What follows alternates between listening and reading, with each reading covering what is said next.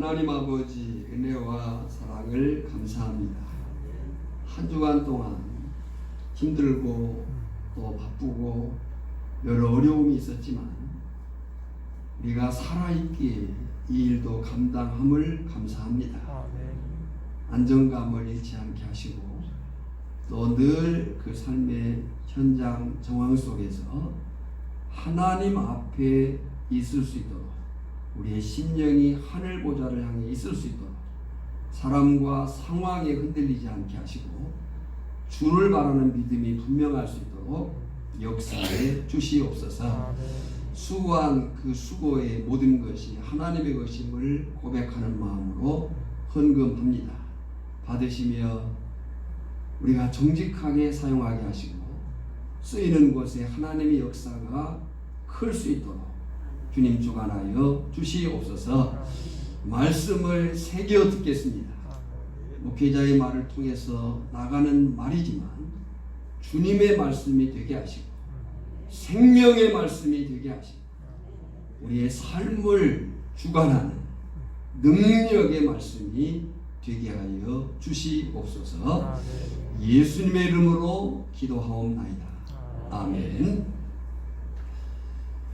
로마서 강의 17번째, 오늘은 7장 1절로 11절에서 율법이 아닌 영의 새로운 것으로 라는 제목으로 함께 말씀을 나누고자 합니다.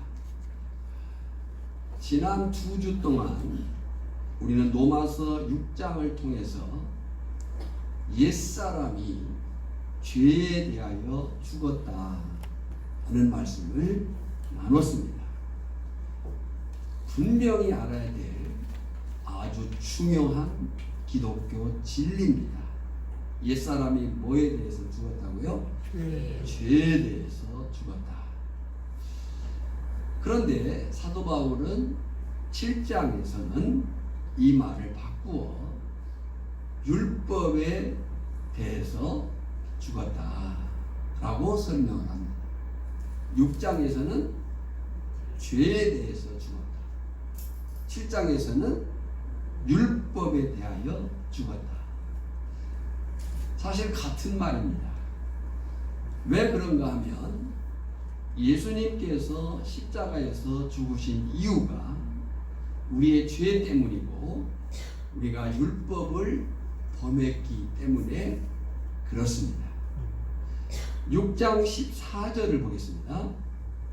6장 14절을 보면 죄가 너희를 주장하지 못하리니 이는 그 이유가 뭔가 하면 너희가 법 아래 있지 아니하고 은혜 아래에 있습니다. 할렐루야. 주목할 단어가 있습니다. 밑줄을 쳐놓으시기 바랍니다. 법 아래 있지 아니하고 그랬습니다. 어디 아래 있지 않다고요? 법 아래, 율법 아래 있지 아니하고. 지금 7장 1절로 12절 이 7장의 전반부인데 이 7장의 전반부는 그 법 아래 있지 아니하고에 대한 설명이에요. 법 아래 있지 않다라고 한 그 구절을 설명하기 위해서 기록된 말씀이에요. 이미 알게 된 대로 예수님을 믿는 우리는, 아멘.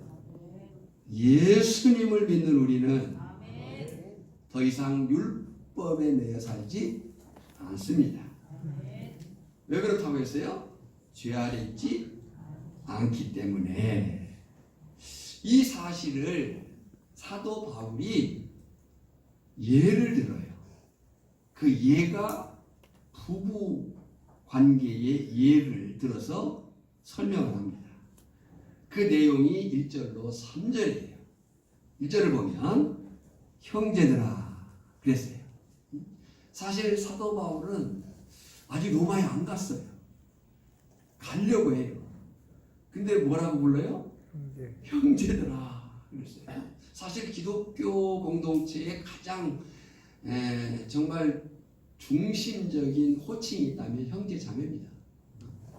형제들아, 그랬어요. 형제들아, 내가 법 아는 자들에게 말하노니, 이 법은 노모스란 말인데, 여기 1절에는 그 노모스란 단어 앞에 정관사 그 법이란 단어가 없어요. 그래서 일반 법률 상식으로 봐도 이런 얘기가 되겠죠. 법 아는 자들에게 말하노니 너희는 그 법이 사람이 살 동안만 그를 주관하는 줄 알지 못하느냐. 왜냐하면 가르가 빠졌어요. 왜냐하면 남편이 있는 여인이 그 남편 생전에는 법으로 그에게 매인받으나 만일 그 남편이 죽으면 남편의 법에서 벗어나느니라. 그러므로 만일 그 남편 생전에 다른 남자에게 가면 음녀라. 가늠한 여인이고 음탕한 여인이다. 이것은 여자만 그러느냐? 남자도 마찬가지다. 그런 거죠. 그러므로 만일 그 남편 생전에 다른 남자에게 가면 음녀다. 그러나 만일 남편이 죽으면 그 법에서, 남편의 법이죠, 그 법에서 자유롭게 되나니 다른 남자에게 갈지라도 음녀가 되지 아니하느니라 그랬어요. 결혼은 우리가 수없이 듣고 들은 말인데요, 일륜지 대사라고 말하죠. 결혼은 일륜지 대사다. 정말 중요하기 때문에 신중해야 된다. 요즘 아이들이 뿅 가서, 이거 뿅 가서 할 일이 아니라는 거예요. 한눈에 반했어요. 두 눈을 뜨고 봐도 헷갈린데 한눈에 반해가지고 될 일이 아니에요. 이게 결혼은 정말 중요하고 신중해야 돼. 군대에 갈 때 한 번 기도하고 바다에 갈 때 2번 기도해라. 결혼할 때 3번 기도해라. 하는 말이 있어. 그만큼 결혼이 중요하다. 중요하다. 자, 그리고 이 결혼은 책임이에요. 매임이죠. 선택이 중요했지만 선택한 이상 책임, 매임이에요. 그리고 기독교에 있어서 결혼은 단지 육체 연합이 아니고 사명의 연합입니다. 그래서 책임이고 매임이고 사명이에요. 딴 남자에게, 딴 여자에게 갈 수 있어요? 없어요? 대답을 왜 안 해요? 네, 자, 결혼은 매임이에요. 책임이에요. 사명이에요. 단지 남녀 간의 육체 연합이 아니라 사명의 연합이에요. 그런 관계 속에서 딴 남자에게, 딴 여자에게 갈 수 없습니다. 가면 돼요? 안 돼요? 안 돼요. 안 됩니다. 마태복음 19장 6절에 보면 그런즉 이제 둘이 아니요 한 몸이니 그러므로 하나님이 짝지어 주신 것을 사람이 나누지 못할 테니라 그랬어요. 그래서 저도 1984년 12월 1일 이후 아직까지 한 여자하고 37년째 살고 있고, 아마 지금으로 봐서는 끝까지 살아야 되지 않을까. 웃자고 앉았는데 별로 안 웃어가지고. 네, 그렇습니다. 그런데 언제 갈 수 있어요? 한 사람이 죽으면. 네. 자, 결혼은 책임, 매임이에요. 사명이에요. 갈 수 없어요. 그런데 언제 갈 수 있느냐? 성경은 이혼을 최대한 금하지만 부득이하게 이혼을 당하거나 이혼을 했을 경우가 있어요. 이 말은 그 이혼의 강조가 있는 게 아니고 그 책임과 매임에서 벗어났을 때 갈 수 있다. 그리고 언제 갈 수 있느냐? 남편이나 아내가 죽었을 때. 그래서 종종 나오는 뉴스 가운데 죽어야 가는데 안 죽으니까 죽이잖아요. 그래서 남편이 아내를 죽이고 아내가 남편을 죽이고. 이 매임 책임에 있는 한 갈 수가 없어요. 근데 가고 있습니다. 근데 언제 갈 수 있어요? 죽어야 가니까 이 악한 세상이 안 죽어. 그러니까 죽이는 경우가 발생을 하는 거죠. 강조가 뭐냐가 중요해요. 강조가 뭐냐? 바울은 지금 예를 드는 거예요. 결혼이나 이혼을 예로 들은 거지 진짜 하고 싶은 강조는 매임, 지배와 자유함이에요. 매임과 자유함을 강조하기 위해서. 보세요. 천하 없이 소문난 인꼬부라도요. 죽으면 남편이 죽거나 아내가 죽으면 다른 한쪽은 자유하게 된다는 거예요. 왜 그래요? 이 죽음이라고 하는 것이 그 두 관계를 말소시켜버려요. 매임, 책임의 관계를 없애버린다고요. 또 아무리 흉악한 죄를 범한 사형수라도 죽으면 더 이상 감옥에 가두어 두지 않습니다. 왜 그래요? 죄의 매임에서, 형벌의 매임에서 벗어나 버렸기 때문에 그래요. 그래서 어떤 사건이 아무리 커도요, 죽어버리면 공소권이 말소돼 버려요. 더 이상 그 법 진행을 할 수가 없는 거죠. 이런 사실을 바울은 율법과 우리와의 관계로 설명을 하고 있습니다. 근데 여기서 사도 바울이 율법과 우리와의 관계를 결혼 관계로 얘기하는데, 사도 바울은 율법을 남편으로, 우리를 아내로 설명해요.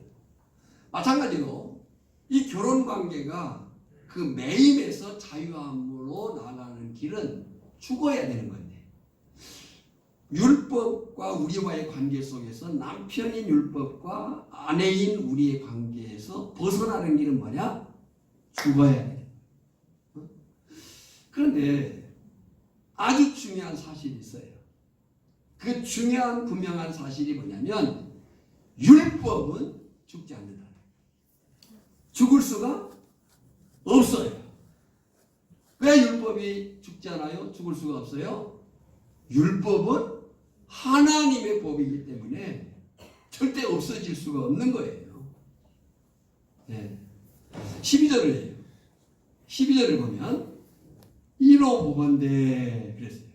여기 이로 보건대 이 말이 호스테테 맨이란 말인데, 그러므로 의심할 여지 없이 이런 말입니다. 이로 보건대 그 율법은 거룩하고 계명도 거룩하고 의로우며 선하도다 그랬어요. 자, 주목해보세요. 율법과 우리와의 관계가 남편과 아내의 관계, 책임의 관계, 사명의 관계 매여 있어요. 벗어나려면 죽어야 돼. 근데 율법은 죽을 수 있다 없다? 죽을 수 없다. 왜요? 하나님의 법이기 때문에. 그리고 더군다나 12절에서 율법은 뭐라고 얘기합니까? 거룩하고 계명도 거룩하고 의로우며 선하도다. 여기 율법과 계명은 사실 동의어인데 구분해 보자면 율법, 그 율법이에요. 여기서는 그 율법은 모세 율법을 말해요. 모세 율법은 세 가지로 나눕니다. 도덕법, 의식법, 시민법. 그리고 이 계명으로 쓰인 말은 각 조문들을 얘기해요. 근데 중요한 것은 율법이든 계명이든 모두 그 성격이 뭐예요? 거룩하고 의롭고 선하다.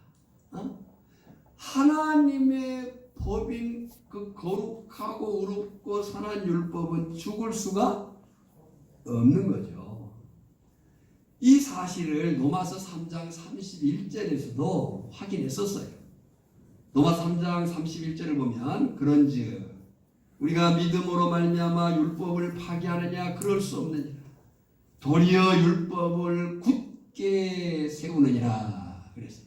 여기 굳게 세운다 이 말을 새번역 성경이나 공동번역 성경에 보면 떠받든다, 존중한다. 율법은 우리가 폐할 수 없는 거예요. 오히려 더 떠받드는 거예요. 굳게 세워야 될 일이. 그러면 누가 죽어야 돼? 내가 죽어요. 응? 자, 율법과 우리의 관계, 죄의 지배 안에 율법의 지배 안에 있지 않으려면 그 매임에서 벗어나야 자유를 누리는데 그러려면 죽어야 돼. 문제는 인간관계는 남편이 죽든 아내가 죽든 그러면 되는데 율법과 우리와의 관계는 율법은 죽을 수가 없는 거예요. 누가 죽어야 돼요? 내가 죽어야 되는 거예요. 우리가 죽어야 돼요. 아니 우리는 이미 죽었어요. 네. 죄가 죽었다고 했어요? 우리가 죄에 대해서 죽었다고 했어요? 죄에 대해서. 네. 우리가 죄에 대해서 죽은 거예요. 죄는 아직 여전히 살아있어요. 그래서 우리 몸을 그 전초기지로 삼아요. 그래서 우리가 몸을 불의의 병기로 내놓으면 안 되는 거예요. 의의 병기가 되도록 해야 되는 거예요. 네. 마찬가지예요. 지금 율법과 우리와의 관계 속에서 죽어야 자유를 누리는데 율법은 죽을 수가 없다. 누가 죽어야 된다?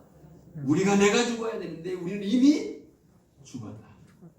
그 사실을 바울이 로마서 5장 1절로 11절까지 설명해요. 자, 먼저 밑줄을 보겠습니다. 5절에 육신에 있을 때에는 거기에 표시를 해놨어요. 육신에 있을 때에는 그랬어요. 그리고 6절에 이제는 사실 6절의 앞에도 그러나가 들어가야 돼요. 그러나 이제는 거기에 표시를 해놓고 9절에 가서 보면 전에 율법을 깨닫지 못했을 때는 여기에 밑줄 보시죠. 자, 5절에 육신에 있을 때가 언제예요? 죄의 지배 아래 있었을 때예요. 우리가 육신에 있었을 때는 율법으로 말미암는 죄의 정욕이 이 죄의 정욕이 8절에서는 뭐라고 표현했냐면 온갖 탐심, 죄악스러운 욕망으로 표현됐어요.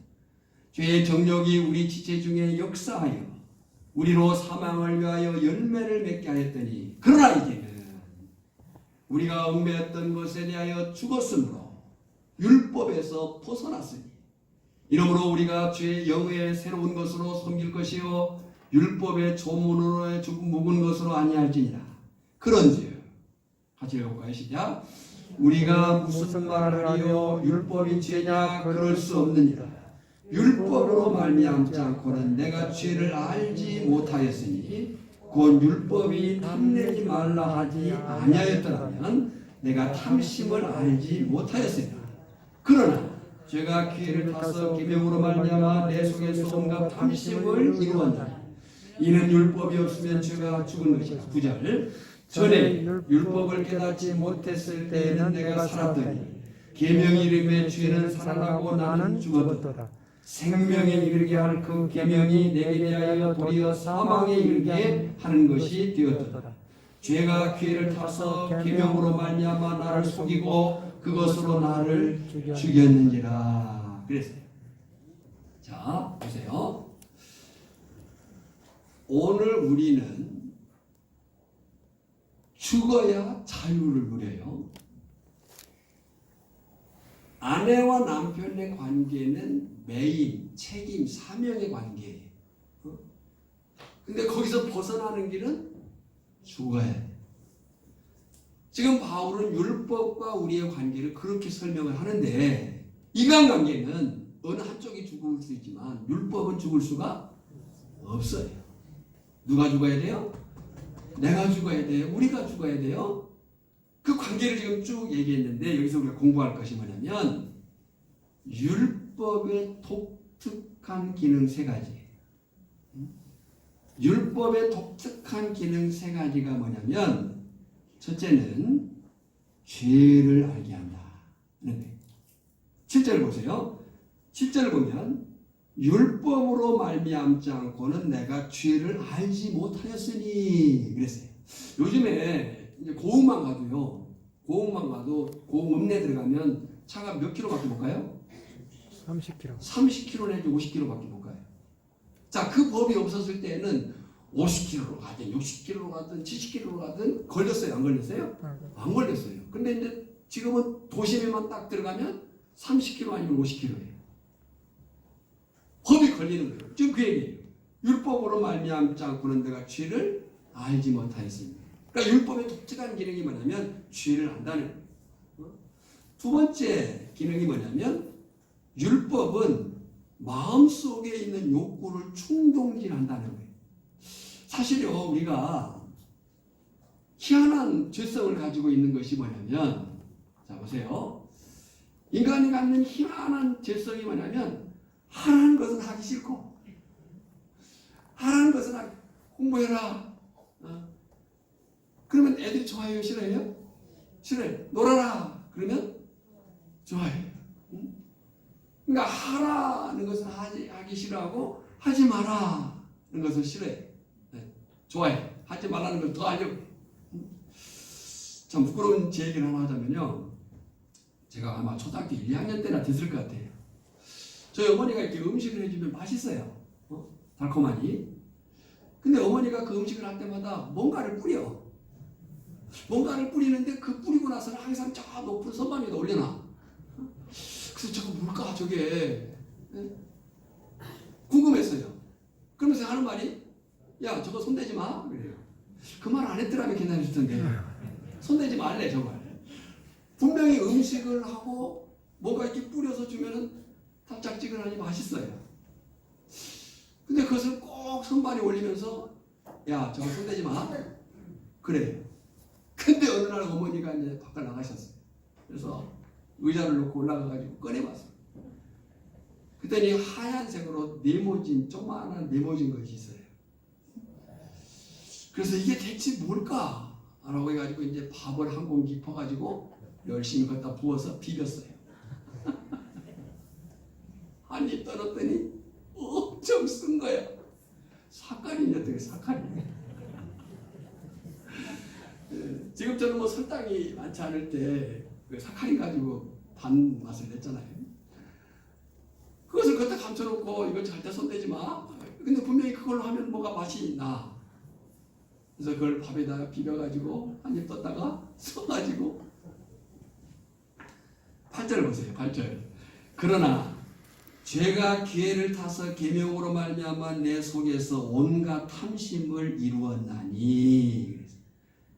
그러니까요, 율법은 마음속에 있는 욕구를 충동제. 하라는 것은 하기 싫어하는 마음을 주고 하지 말라는 것은 더 하고 싶은 그런 욕망이 있는 거예요. 또 세 번째 독특한 기능이 뭐냐면 우리를 속이고 죽이는 도구가 된다. 11절이에요. 죄가 기회를 타서 계명으로 말미암아 나를 속이고 그것으로 나를 죽였는지라. 그랬어요. 그래서 우리가 앞부분에서 공부했던 부분이 뭐냐면 죄가 많은 곳에 은혜가 더하다. 죄가 많은 곳에 은혜가 더하다는 말씀을 봤었어요. 이 말은 이런 뜻이 아니라고 했어요. 그러면 은혜를 많이 받기 위해서 죄를 더 지으란 말인가? 그런 말은 아니라잖아요. 죄가 많은 곳에 은혜가 더하다. 그러면 은혜를 많이 받으려면 죄를 더 지으란 얘기냐? 그게 아니고 죄를 깨달을수록 결국 은혜 아니면 살 수 없다는 것을 알게 된다. 근데 죄를 깨닫는 게 뭐예요? 뭐가 죄를 깨닫게 해요? 율법. 율법이 깨닫게 한다는 거예요. 그래서 하나님의 말씀을 아는 만큼, 하나님의 말씀을 깊이 있게 아는 만큼 정말 인생이 은혜가 아니면 살 수 없다는 자신을 보게 되는 것이 은혜라는 거예요. 그래서 깨닫는 것이 은혜다. 그 깨닫는 것이 은혜다라고 할 때 그 깨달음이 단지 내 이성적인 생각을 말한 게 아니라 하나님의 말씀이 뭐라고 하느냐를 아는 만큼 하나님의 은혜를 깊이 있게 깨달을 수 있다라고 하는 사실인 겁니다. 자, 5절로 11절에서 그런 얘기를 쭉 했어요. 그리고 이제 사도 바울이 하고 싶은 말이 뭐냐면, 그런데 그랬었는데 우리가 그 율법에 대해서 죽어버렸다. 율법이 죽었다고 했어요? 내가 죽었다고 했어요? 내가 죽어버렸어요. 그랬었는데 이 율법이 우리를 죄를 알게 하고 죄의 욕구를 충동질하고 우리를 속이고 죽이는 도구가 되었는데, 우리가 그 율법에 대해서 어떻게 됐다고요? 죽어버렸어요. 사절이에요. 그러므로 앞에서 말한 부부 관계처럼, 이런 말이죠. 그러므로 내 형제들아, 너희도 그리스도의 몸으로 말미암아 율법에 대하여 죽임을 당하였으니, 오늘 말씀의 가장 중요한 부분 중에 하나예요. 율법에 대하여 죽임을 당하였습니다. 누가 죽었다고 했어요? 율법이 죽었다고 했습니까? 내가 죽었다고 했습니까? 내가 죽었어요. 율법에 대하여 죽임을 당하였으니, 이는, 죽은 이유는, 우리가 율법에 대해서 죽은 이유가 있어요. 이유는 다른 면으로 얘기하면 목적입니다. 내가 율법에 대해서 죽었어요? 그 죽은 이유가 있어요? 학교를 갔어요? 간 게 전부는 아니잖아요. 목적이 있잖아요. 학교 뭐하러 갔어요? 공부하러 갔죠. 그러니까 율법에 대하여 죽임을 당하였으니, 이는, 죽은 이유는, 그 다음에요, 다른 이 곧 죽은 자 가운데서 살아나신 이에게, 이 죽은 자 가운데서 살아나신 이가 누굽니까? 예수입니다. 죽은 자 가운데서 살아나신 이에게 가서, 거기 가서의 동그라미, 가서, 이것이 소속이고 연합이고, 결국 예수 그리스도가 남편이었던 율법에서 벗어나 새 남편, 그 대표와 연합의 원리가 여기에 나오는 거예요. 이제는 우리가 율법에서 벗어나서 새 남편인 누구에게 갔어요? 예수에게 갔어요. 뭐하러 갔어요? 그 다음 말씀이 나와요. 우리가 하나님을, 목적구가 거기 있어요. 우리가 하나님을 위하여 열매를 맺게 하려 함이라. 할렐루야. 자, 결혼은 사실 사명입니다. 어떤 사명이냐? 창세기에서 하나님 말씀하신 것처럼 생육하고 번성할 사명이에요. 오늘 현대 사회가 자꾸 무너져가는 이유가 어디에 있느냐? 이 사명을 잃어버렸어요. 결혼을 왜 하려고 하느냐? 꼭 남자 여자만 살아야 되느냐? 뭐 가족이라는 것이 꼭 사람만 구성되느냐? 지금 우리 대한민국 국회에 입법을 추진하고 있는 것 가운데 하나가 가족의 범위를 넓히자 해가지고 가족의 범위 속에 짐승을 넣고 있어요. 이게 남의 나라 얘기가 아니에요. 우리의 얘기예요. 그러니까 인간이 하나님을 잃어버리면 내가 누구인지를 잃어버리고요. 내가 누구인지를 잃어버리면 내가 어떻게 살지를 잃어버리게 됩니다. 어떻게 살지를 모르면 가만히라도 있으면 되는데, 어떻게 살지를 모르면 자기 마음대로 아무렇게나 사는 거예요. 네. 오늘 우리의 불행이 거기에 있는 거예요. 그러니까 결혼은 사명이에요. 하나님의 뜻을 이루어내야 될 사명. 오늘 전하리문의 가정 또 자녀관계, 오늘 저나 여러분의 삶의 목적이 그렇게 되어지기를 소망합니다. 다시 한번 4절 볼게요. 그러므로 내 형제들아 너희도 그리스도의 몸으로 말미암아 율법에 대하여 죽임을 당했으니, 우리가 율법에 대해서 죽어버렸어요. 옛 남편인 율법이 죽었기 때문에 자유케 됐어요. 자유케 된 걸로 끝난 게 아니에요. 죽은 이유가 있어요. 내가 율법에 대해서 죽은 이유가 있어요. 이는 다른 이고 죽은 자 가운데서 살아나신 이 예수님에게 가서 연합해서 새 남편이신 예수 그리스도와 연합해서, 목적이 뭐냐면 우리가 누구를 위하여? 자신을 위하여가 아니에요. 하나님을 위하여 열매를 맺게 하려 함이라. 그래서 그리스도인 된 예수님의 제자됨은 그 방향, 그 목적이 열매 맺는 삶에 있는 거예요. 새 남편 되신 예수님과 연합된 우리가 하나님을 위하여 열매를 맺어야 되는데, 우리가 맺어야 될 그 열매가 뭐냐? 그게 두 가지로 살필 수 있겠습니다. 첫째는 주님이 재림하실 때 온전히 영생에 이르는 것이다 하는 거예요. 로마서 5장 21절입니다. 이는 죄가 사망 안에서 왕노릇한 것 같이 은혜도 또한 의로 말미암아 왕노릇하여 우리 주 예수 그리스도로 말미암아 어디에 이르게 하냐미라? 영생에 이르게 하냐미라. 그랬어요. 그러니까 오늘 우리가 새 남편 대신 예수 그리스도와 연합해서 하나님을 위하여 맺어야 될 그 열매 첫 번째는 주님이 재림하실 때 온전히 영생에 이르는 거예요. 히브리서 11장 16절도 마찬가지. 그리스도를 위하여 받은 수모를 애굽의 모든 보화보다 더 큰 재물로 여겼습니다. 이는 상 주시는 이심을 바라봅니다. 할렐루야. 그러니까 우리가 맺게 될 궁극적인 열매는 천국 꼭 영생에 이르는 거예요. 사실 천국 영생에 이르는 것보다 더 큰 열매는 없습니다.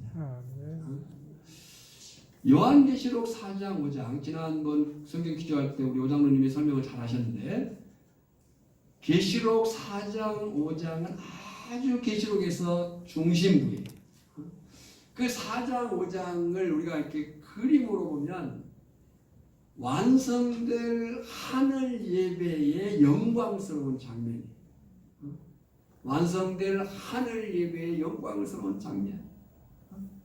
근데 그 영광스러운 예배 장면 속에 4장 9절과 10절에 보면 이런 말씀이 나옵니다. 그 생물들이 보좌에 앉으사 세세토록 살아계시는 이에게 영광과 존귀와 감사를 돌릴 때에, 영광을 돌릴 때에 24장로들이 보좌에 앉으신 이 앞에 엎드려 세세토록 살아계신 이에게 경배하고, 그 다음에 중요해요. 자기의 관을 보좌 앞에 드리며, 자기의 관이 뭐예요? 면류관이에요. 의의 면류관, 생명의 면류관, 영광의 면류관, 금면류관. 그 면류관 벗어서 주 앞에 드리세. 저 천사 기쁜 노래가 온 땅에 퍼지네. 내 혼합게 여서 주 찬송하여라. 온 백성 죄를 속하신 만왕의 왕일세. 면류관 어떻게 한다고요? 벗어서 주 앞에 드리세요.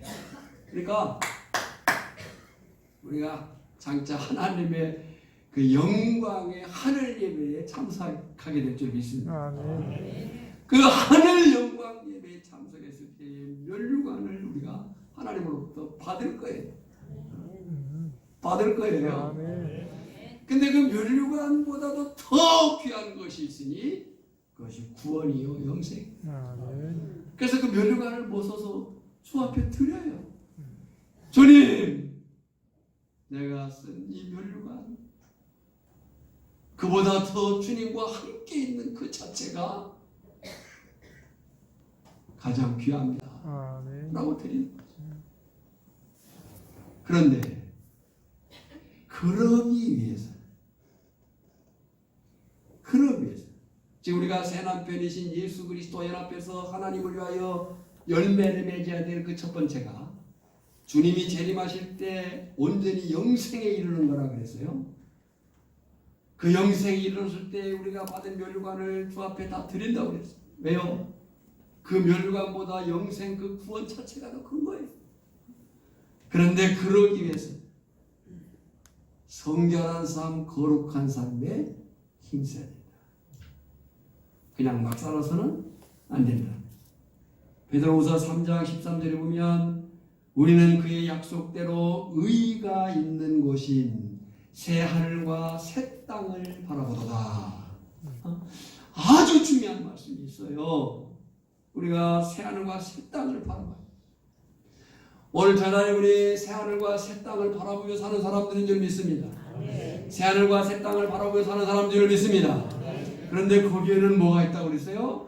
우리는 그의 약속대로 의가 있는 곳인 새 하늘과 새 땅을.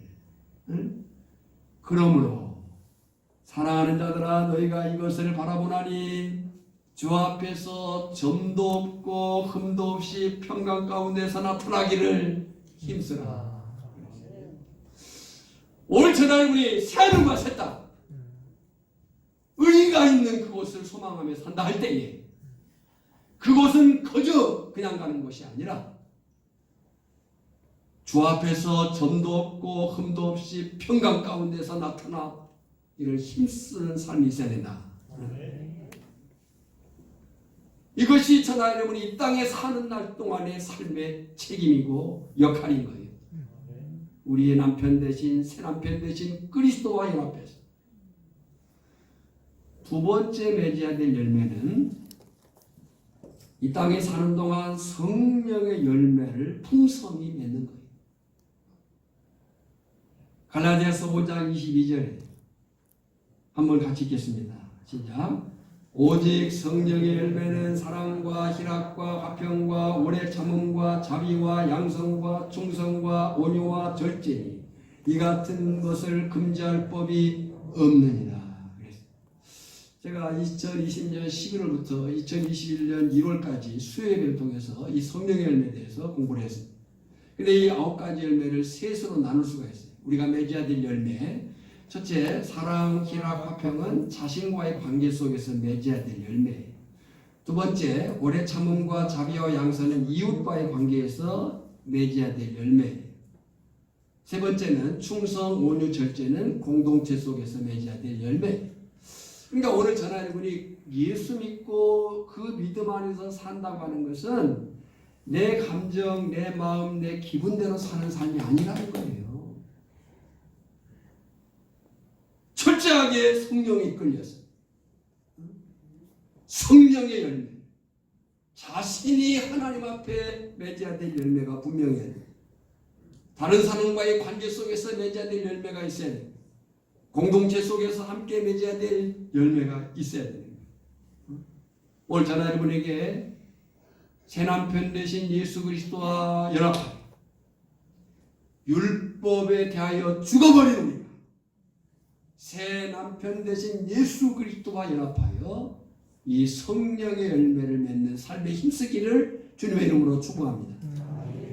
더 중요한 사실이 있어요. 더 중요한 사실이 뭐냐면 그러려면 항상 예수님께 붙어 있어야 됩니다.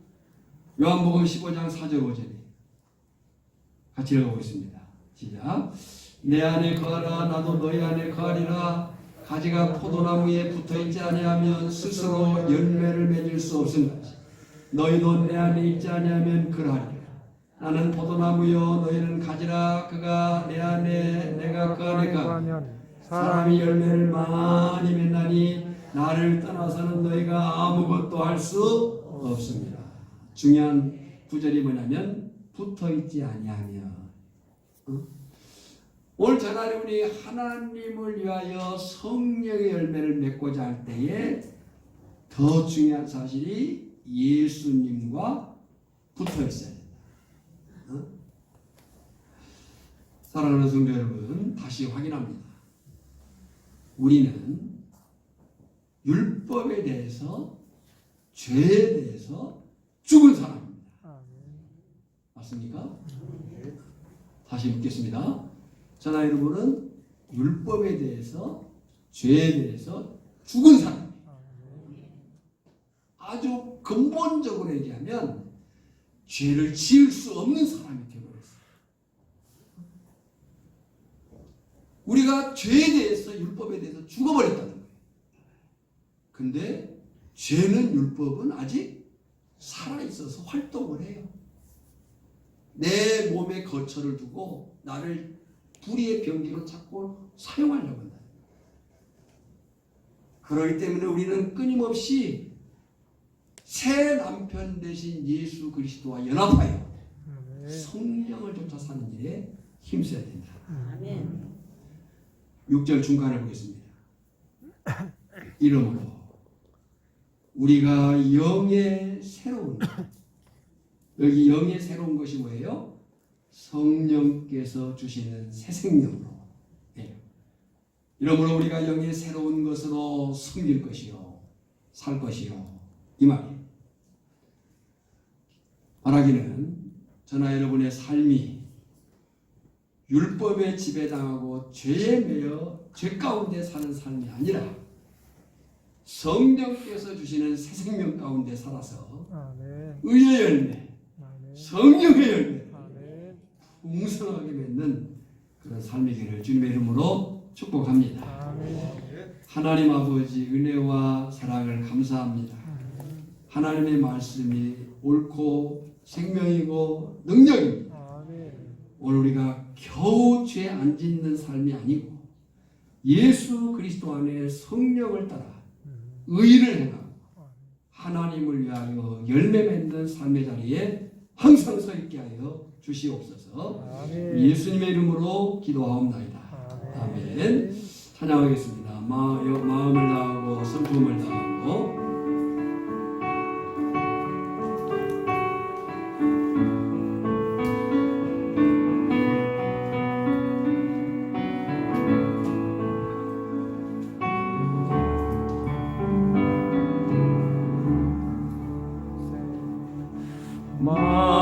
마음을 다하고 성품을 다하고 힘을 다하여서 여호와를 사랑하라. 내게 준 계명을 마음에 새기고 부지런히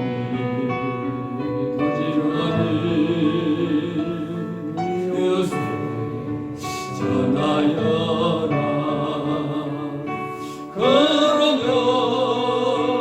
그러면 내가 잊지 않은 그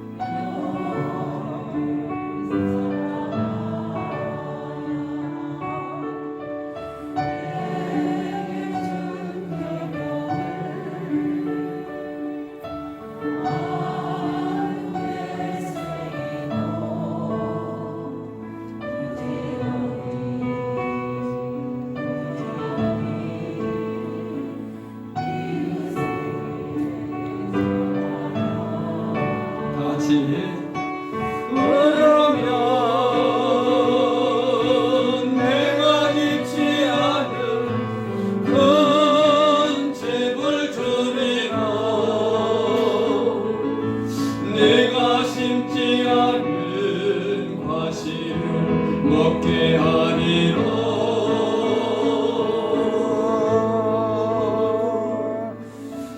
그러나 한 가지 잊지는 말아라. 죄인된